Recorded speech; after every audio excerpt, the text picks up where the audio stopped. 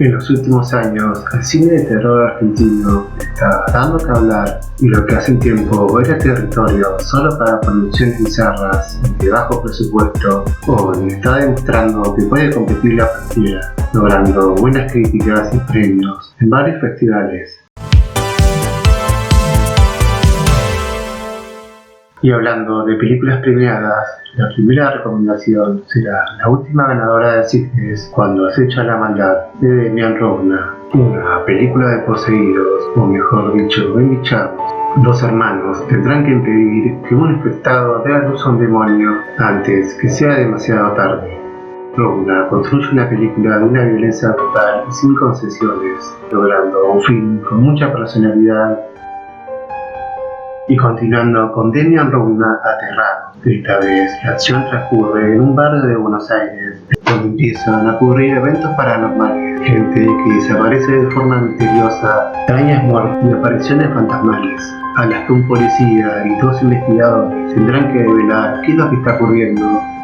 Otra gran película de Rovna, con efectos prácticos muy realistas, donde no faltarán los buenos sustos, y con un suspense increíble.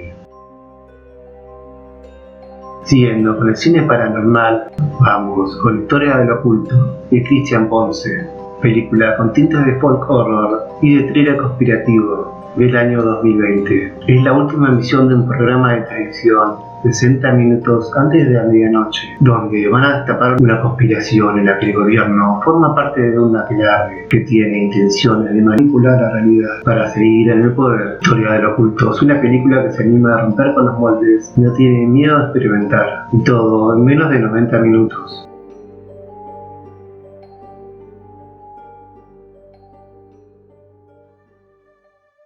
Muere, Monstruo Muere es una película de 2018 escrita y dirigida por Alejandro Jael. En algún lugar, cerca de la cordillera de los Andes, aparece el cuerpo de una mujer asesinada. Un oficial rural tendrá que hacerse el cargo de la investigación, pero lo que parecía un caso sencillo se complica cuando el principal sospechoso culpa de lo sucedido a un monstruo. Jael nos entrega un thriller psicosexual completamente perverso y siniestro, con unas imágenes impactantes.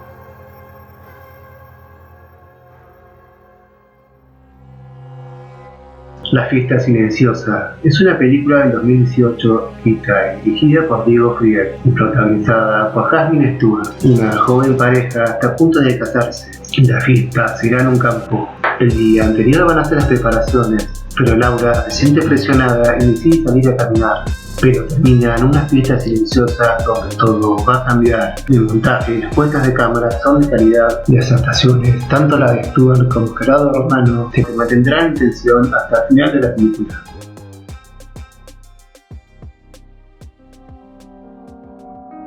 Los que vuelven, dirigida y coescrita por Laura Casabe, y se sitúa en Misiones al comienzo del siglo pasado, en las plantaciones yerbateras. Una mujer pierde su tercer hijo en el parto y decide pedirle a Iguazú para que lo reviva. Sus plegarias serán escuchadas, pero su hijo volverá de una forma más oscura. Una película visualmente poderosa que lleva muy bien el suspense.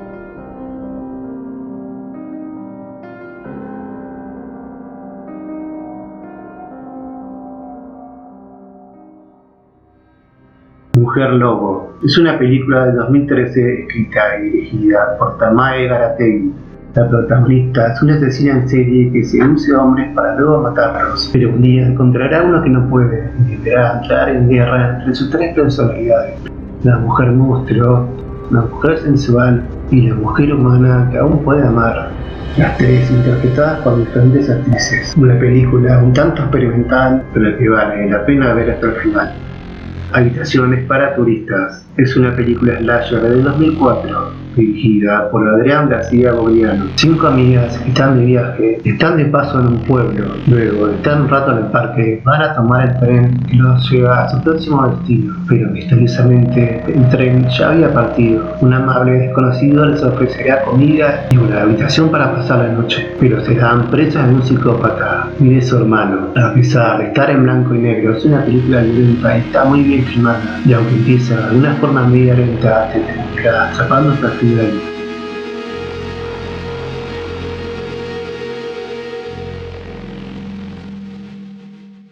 Amateur es una película del 2016 dirigida por Sebastián Perillo e interpretada por Esteban Lamote, quien es un operador de televisión que se obsesiona con una vecina, pero no sabe que ella es la mujer del dueño del canal, y ese no es el único secreto que guarda.